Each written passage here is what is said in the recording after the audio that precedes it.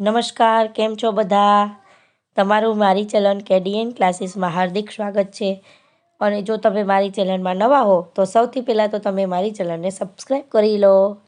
અને તમને આ ચેનલમાં છે તે શિક્ષણ જગતને લગતી તમામ માહિતી તમને પૂરી પાડવામાં આવશે. અને ગવર્મેન્ટ દ્વારા જે ભરતીની પ્રક્રિયાઓ છે, ઓનલાઈન ફોર્મ છે, ભરતી ક્યારે આવે છે, એનું રિઝલ્ટ ક્યારે છે, તેના તમામ માહિતીઓ હું તમને આ વિડીયોમાં તમને આ કેડીએન ક્લાસીસમાં પૂરી પાડવામાં આવશે. તો મારી ચેનલને સબસ્ક્રાઈબ કરવાનું ભૂલશો નહીં.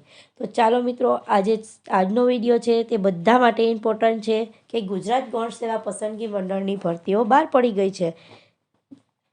તો તેના ફોર્મ ભરાવાના ચાલુ થઈ ગયા છે. કર્મચારીઓ વર્ગ 3ના જુદા જુદા ભરતીઓ છે એ પ્રક્રિયા ચાલુ થઈ ગઈ છે. તો એ તમારે પહેલાં તો ઓજસ વેબસાઇટ government.in પર જવાનું રહેશે અને એ તમારે વેબસાઇટ પર તારીખ 2/1/2024થી તારીખ 16/1/2024 સુધી તમે ઓનલાઈન અરજી કરવાની રહેશે.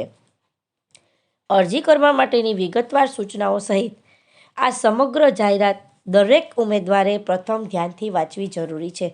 તમે આ પૂરેપૂરી માહિતી છે એ તમારે પૂરેપૂરી ધ્યાનથી વાંચવાની છે. ઉમેદવારોએ પોતાની શૈક્ષણિક લાયકાત, ઉંમર, જાતિ તેમજ અન્ય લાયકાતના બધા જ અસલ પ્રમાણપત્રો હાલમાં પોતાની પાસે જ રાખવાના રહેશે.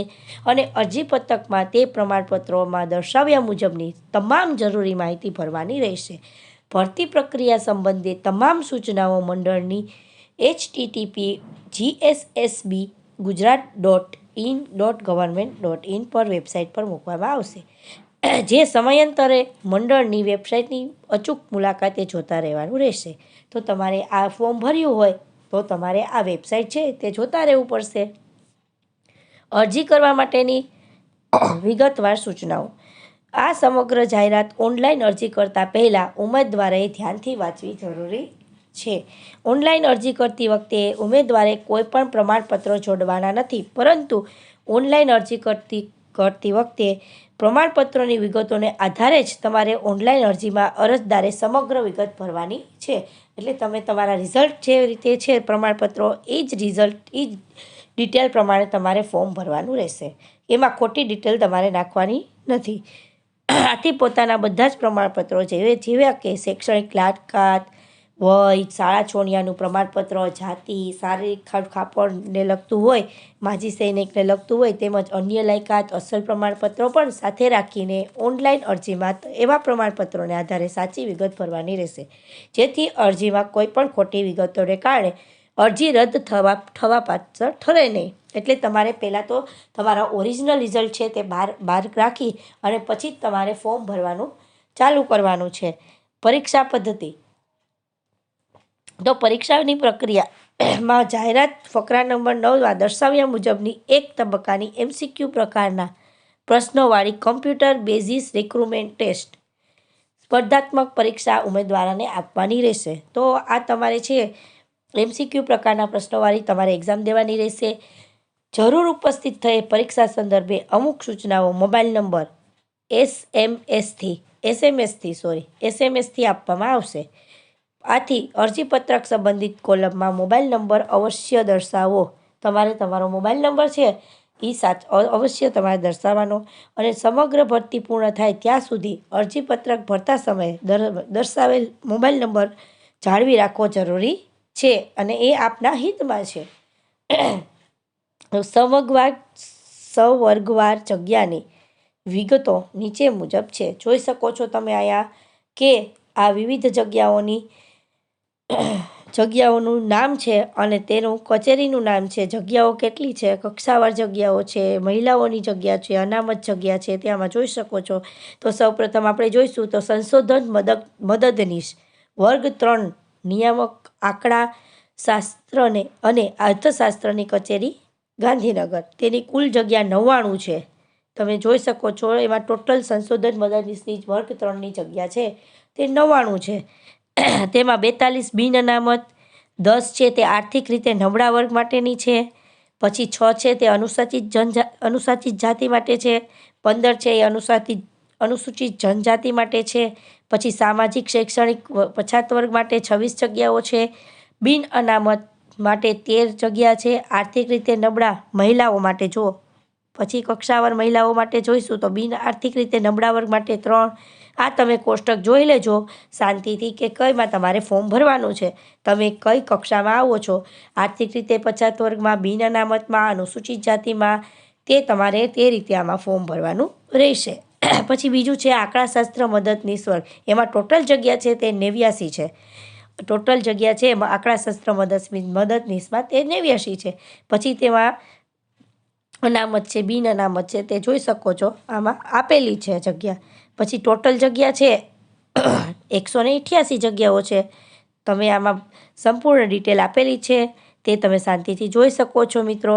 પછી ઉપર દર્શાવેલ જગ્યાઓ પૈકી શારીરિક રીતે વિકલાંગ ઉમેદવારો માટે સવર્ગવાર અનામત જગ્યાઓ નીચે મુજબ દર્શાવેલી છે. જે ઉપર દર્શાવેલી છે એ સામાન્ય ઉમેદવારો માટે છે. હવે આ શારીરિક રીતે નબળા ઉમેદવારો છે તેના માટેની જગ્યાઓ આપણે જોઈશું. તો સંશોધન મદદનીશ વર્ગ 3ની જગ્યાઓ, એમાં વિકલાંગ માટે 99 કુલ જગ્યાઓ 99 છે. પછી છે આંકડાશાસ્ત્ર મદદનીશ વર્ગ 3ની જગ્યા માટે 89 છે. એમાં શારીરિક શૈક્ષણિક પછાત વર્ગનું છે, એમાં ABC વર્ગ આપેલા છે, ડી આપેલું છે, ઈ પણ આપેલા છે. અને ટોટલ જગ્યાઓ છે તે 188 છે. તમે જોઈ શકો છો શારીરિક રીતે અશક્ત ઉમેદવારો માટે અનામત જગ્યા હોય તે જગ્યા પર ઉમેદવારી નોંધાવવા માટે તેમજ અનામત સિવાયની જગ્યા પર ઉમેદવારી નોંધાવવા માંગે ત્યારે નીચે મુજબની દિવ્યાંગતા માન્ય રહેશે. એટલે તમે જોઈ શકો છો કે જે શારીરિક રીતે અશક્ત ઉમેદવારો છે એને અનામત જગ્યા હોય તે જગ્યા પર ઉમેદવારી નોંધાવી હોય તો તે નીચે મુજબ તમે દિવ્યાંગતા માન્યતા તમારે જણાવવાની રહેશે. આમાં લખેલું જ છે કે સંશોધક મદદનીશ વર્ગ 3.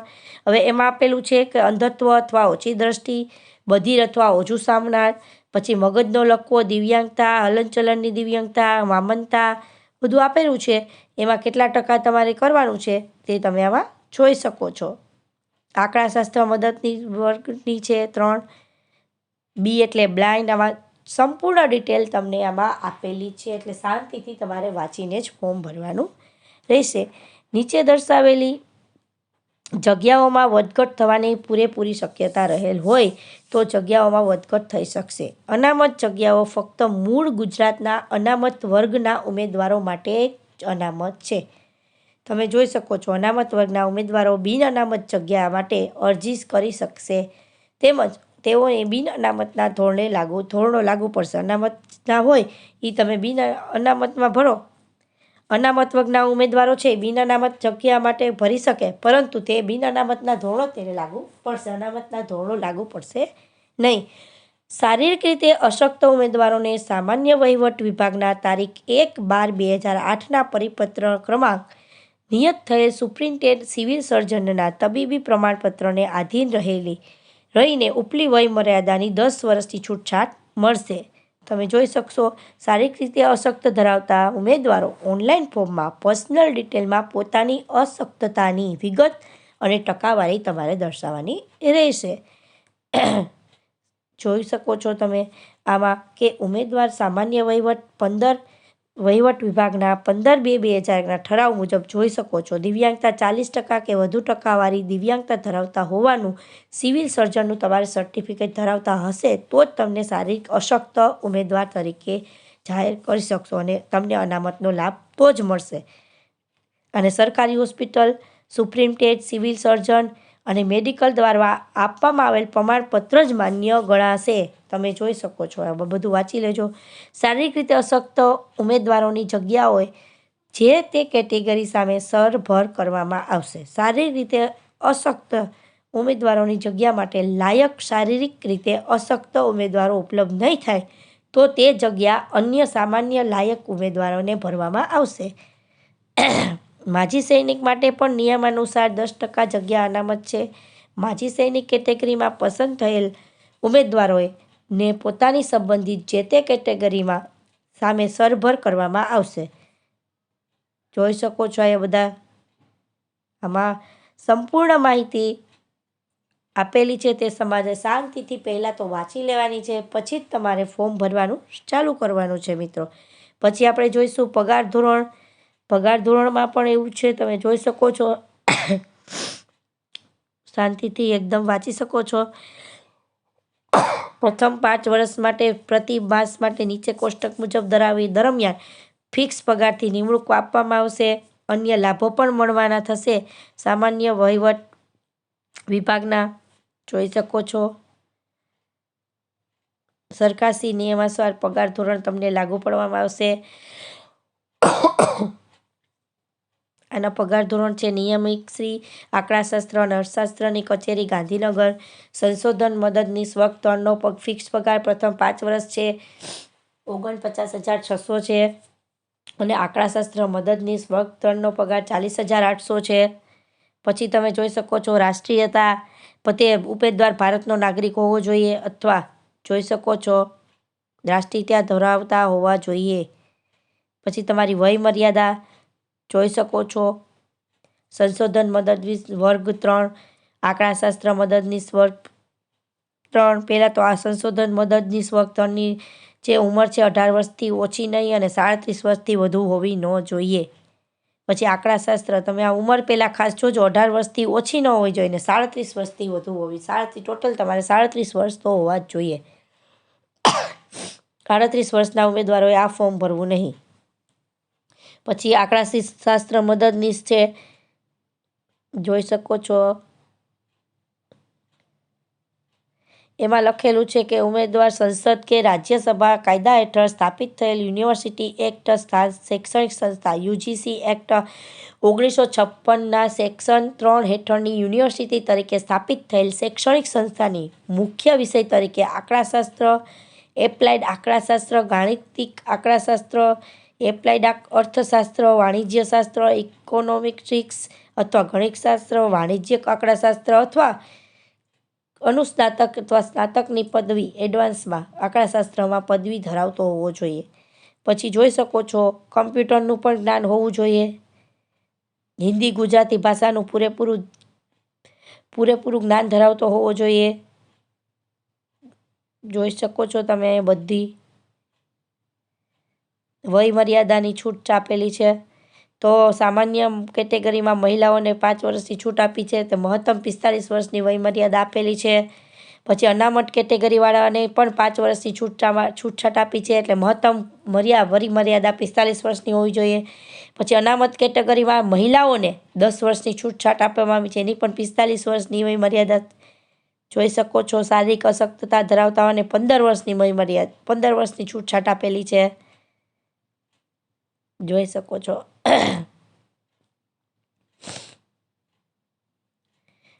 જે એસસીબીસી વાળા ઉમેદવારો છે તેને નોન ક્રિમિનલ દર્શાવવાનું રહેશે।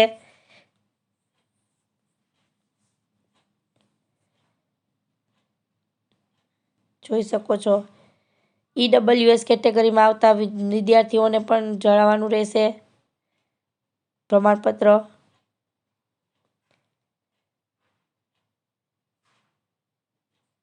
દિવ્યાંગતા ઉમેદવારોને હોસ્પિટલનું પ્રમાણપત્ર માન્ય ગણવામાં આવશે। માજી સૈનિકના સિવાયના તમામ કેટેગરીના ઉમેદવારોએ ઉપલી વયમર્યાદા મળવાપાત્ર થશે। છૂટછાટ સાથેની નિયત 16/1/2024ના કોઈ પણ સંજોગોમાં 45 વર્ષ કરતાં વધવી જોઈએ નહીં। ઉમેદવારે ઓનલાઈન અરજીપત્રક વિગતો ભરતા સમયે જાતિ અંગે વિગત દર્શાવેલ હશે તો અરજીપત્રક કન્ફર્મ પરથી જાતિમાં પાછળથી ફેરફાર કરવાની વિનંતી માન્ય રાખવામાં આવશે નહીં। કમ્પ્યુટરની જાણકારી જોઈ શકો છો તમે ડિપ્લોમા ડિગ્રી સર્ટિફિકેટ કોર્સ કરેલો અથવા તો પ્રમાણપત્ર કમ્પ્યુટરનો એક વિષય તરીકે હોવો જોઈએ। કમ્પ્યુટરનું પણ જ્ઞાન હોવું જરૂરી છે। શૈક્ષણિક લાયકાત ઉંમર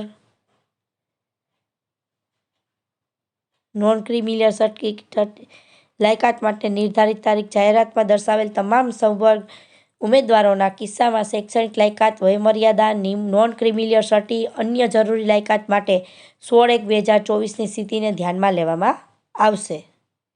જોઈ શકો છો હવે આવ્યું છે મેન કે અરજી કેવી રીતે તમારે કરવી। હવે અરજી કેવી રીતે કરશો મિત્રો તમે પહેલાં તો જોઈ શકો છો કે 2/1/2024થી 16/1/2024 સુધી તમે OJSGujarat.government.in પર વેબસાઇટ પર ઓનલાઈન અરજીપત્રક ભરી શકશો। એકથી વધુ અરજી કરનાર કિસ્સામાં છેલ્લે કન્ફર્મ થયેલી અરજી જ માન્ય ગણાશે. બાકીની અરજીઓ રદ કરવામાં આવશે. ઉમેદવારોએ અરજીપત્રક ભરવા માટે સૌપ્રથમ તો વેબસાઇટ ઓપન કરવાની છે. વેબસાઇટ ઓપન થયા બાદ ત્યારે ઓનલાઈન એપ્લિકેશનમાં એપ્લી પર ક્લિક કરવું અને એમાં આપેલું હશે GSSSB સિલેક્ટ કરવું. ઉમેદવારે જાહેરાત ક્રમાંક સંવર્ગ જાહેરાત માટે ઉમેદવારી કરવા માટે જાહેરાતના સંવર્ગ નામ પર ક્લિક કરી એપ્લી પર ક્લિક કરવું અને ત્યારબાદ સ્ક્રીન પર મોર ડિટેલ અને એપ્લી પર એપ્લાય નાવનો ઓપ્શન ખુલશે, જેમાં મોર ડિટેલ પર ક્લિક. હું આનો પણ એક વિડીયો અલગથી બનાવી દઈશ મિત્રો, કે તમારે ફોર્મ કેવી રીતે ભરવું તેનો પણ હું એક અલગથી વિડીયો બનાવીને તમને વહેલી તકે વિડીયો મોકલી દઈશ, જેથી કરીને તમારે કંઈ પણ ભૂલ ફોર્મ ભરવામાં ન થાય. તો જ્યારે એપ્લી નાવ પર ક્લિક કરવામાંથી વિન્ડો ખુલશે, જેમાં સ્કીપ પર ક્લિક કરવાથી એપ્લિકેશનનું ફોર્મેટ ખુલશે. સૌપ્રથમ તો પર્સનલ ડિટેલ ઉમેદવારોએ ભરવી. અહીં લાલ ફૂદડીની નિશાની હોય તો તે ફરજિયાત ભરવાની છે, એટલે જે લાલ ફૂદડીની હોય નિશાની તે તમારે ફરજિયાત ભરવાની છે. પછી અપલોડ કરવાનું બર્થ ડેટ છે, તમારો સિગ્નેચર કરેલો ફોટો અપલોડ કરવાનો છે. હું તમને આ આખો એક વિડીયો મૂકી આપીશ, જેથી કરીને તમને ફોર્મ ઓનલાઈન કેવી રીતે ભરવું તેની સંપૂર્ણ ડિટેલ તમને મળતી રહેશે. ફોર્મ ભરતી વખતે જનરલ અને કેટેગરી સિલેક્ટ કરી હોય તેવા તમામ ઉમેદવારોએ 100 પરીક્ષા ફી. પહેલાં તો પરીક્ષા ફી આપણે જોઈએ તો ફોર્મ ભરતી વખતે જનરલવાળાને 100 પરીક્ષા ફી છે અને ટ્રાન્ઝેક્શન ફી પણ ભરવાની રહેશે. અનામત કેટેગરીવાળાને પરીક્ષા ફી ભરવાની નથી. સિલેક્ટ કરેલા ઉમેદવાર કોઈ પણ પ્રકારની ફી ભરવાની રહેશે નહીં, જેમ કે અનુસૂચિત જાતિ, અનુસૂચિત જનજાતિ, SCBCવાળા, EWSવાળા, એક સર્વિસ માજી સૈનિકવાળા, દિવ્યાંગતા. જો ઉમેદવારોએ ઓજસ પર અરજી કરેલી સબમિટ કરે તો તેમાં પરીક્ષા ફી ભરવા માટે ફરજિયાત ઓનલાઈન ભરવાની રહેશે. ઓનલાઈન માધ્યમથી જ ફી ભરવાની છે. ભરવા માટે ઓજસ વેબસાઇટ પર ઓનલાઈન એપ્લિકેશન ટેબમાં print application form pay fee પર ક્લિક કરવાથી ઓનલાઈન પેમેન્ટ તમારે થઈ જશે. એ પણ તમારે net banking, UPI, debit card, wallet ગમે તેમાંથી ભરવાની રહેશે. જોઈ શકો છો જનરલ સીટ સિલેક્ટ કરેલા છે. માજી સૈનિક ઉમેદવાર સિવાય ફી ભરવાની છેલ્લી તારીખ છે 18/1/2024 સુધીમાં ફી નહીં ભરે તો ઉમેદવારોનું ફોર્મ રદ કરવામાં આવશે. પરીક્ષાની પદ્ધતિ છે તે તમે જોઈ શકો છો, MCQ દ્વારા છે. પાર્ટ A અને પાર્ટ B હશે. તો પહેલાં પાર્ટ Aમાં જોઈશું તો તાર્કિક કસોટી ડાટા ઇન્ટરપ્રિપ્રેશન છે, એના 30 માર્ક છે. પછી ગાણિતિક કસોટી છે, એના 30 માર્ક છે અને ટોટલ પાર્ટ Aના 60 માર્ક છે. હવે પાર્ટ Bનું જોશું તો પાર્ટ Bમાં ભારતનું બંધારણ, વર્તમાન પ્રવાહો, ગુજરાતી, અંગ્રેજી અને કોમ્પ્રિહેન્શન છે, એના 30 માર્ક છે. પછી સંબંધિત વિષય અને ઉપયોગિતાને લગતા પ્રશ્નો છે, એના 120 માર્ક છે. ટોટલ 150 માર્ક છે. તમે જોઈ શકો છો. અભ્યાસક્રમની વિષયવસ્તુ નિયત કરેલ શૈક્ષણિક લાયકાત મુજબ જ રહેશે. તમારી જે શૈક્ષણિક લાયકાત હશે એ મુજબ જ તમને વિષયવસ્તુ આપવામાં આવશે. પાર્ટ Aમાં કુલ 60, પાર્ટ Bમાં કુલ 150 પ્રશ્નો, એમ ટોટલ 210 પ્રશ્નો પૂછવામાં આવશે. પાર્ટ A અને B બંને માટે સંયુક્ત રીતે 3 કલાકનો સમય મળવાપાત્ર રહેશે. પાર્ટ A અને Bનું સ્વતંત્ર ક્વોલિફાય સ્ટાન્ડર્ડ રહેશે. સ્પર્ધાત્મક પરીક્ષામાં પાર્ટ A માટે ન્યૂનતમ ગુણવત્તા 40% અને પાર્ટ B માટે ન્યૂનતમ ધોરણ 40% રાખવામાં આવેલ છે. તેમાં કોઈપણ કેટેગરીના ઉમેદવારો માટે 40% માર્ક્સ કરતાં પણ ઓછું ન્યૂનતમ ગુણવત્તા ધોરણ કોઈપણ સંજોગોમાં નક્કી કરાશે નહીં. પરીક્ષા પાર્ટ A અને B ન્યૂનતમ ગુણવત્તા ધોરણ જાળવીને કુલ ગુણના આધારે કુલ જગ્યાના આશરે 1.5 ગણા ઉમેદવારોને પ્રમાણપત્રોની ચકાસણી માટે મંડળ દ્વારા લાયક ગણવામાં આવશે. MCQ પદ્ધતિમાં ખોટા જવાબ આપવાના સંજોગોમાં પ્રશ્નને ફાળવેલ માર્ક 1/4 માર્ક ઓછા કરવામાં આવશે. એટલે નેગેટિવ માર્કિંગ પદ્ધતિ અપનાવવામાં આવશે. જવાબ આપવા માંગતા નથી તો વિકલ્પ આપવાનો રહેશે નહીં અને ઉમેદવારે પ્રશ્નનો જવાબ ન આપેલ હોય તો તે સંજોગોમાં નેગેટિવ માર્કિંગ કરવામાં આવશે નહીં. યાદ રાખજો કે તમે પ્રશ્નનો જવાબ નથી આપ્યો તો તમારો માર્ક્સ કપાશે નહીં. બસ જોઈ શકો છો બધું.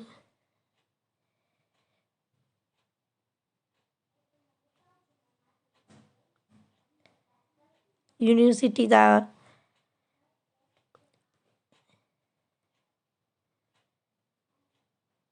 સામાન્ય સૂચનાઓ વાંચશું આપણે. તો ઉમેદવારે અરજીપત્રકમાં ભરેલ વિગતો સમગ્ર ભરતી પ્રક્રિયા માટે આખરી ગણવામાં આવશે. તેના પુરાવાઓ પ્રમાણપત્રોની ચકાસણી સમયે અસલ રજૂ કરવાના રહેશે. અન્યથા અરજીપત્રકમાં જે તબક્કે રદ કરવામાં આવશે. આગળ આપણે એ પ્રમાણે વાત થઈ ગઈ છે. SMS-થી તમને સૂચનાઓ મોકલવામાં આવશે. ખોટી વિગતો દર્શાવવાની નથી. પરીક્ષા ખંડમાં પણ અન્ય કોઈ ગેરવર્તણૂક નથી કરવાની. જોઈ શકો છો એ બધું તમારે લખેલું છે.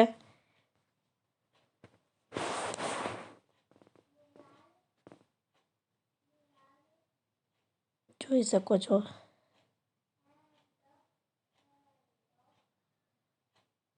ભરતીની પ્રક્રિયા સંપૂર્ણપણે ગુજરાત મુલકી સેવા વર્ગીકરણ અને ભરતી નિયમો 1967 અને તે અન્વયે જે તે સંવર્ગના ઘડવામાં આવેલ ભરતીના નિયમોને આધીન રહેશે.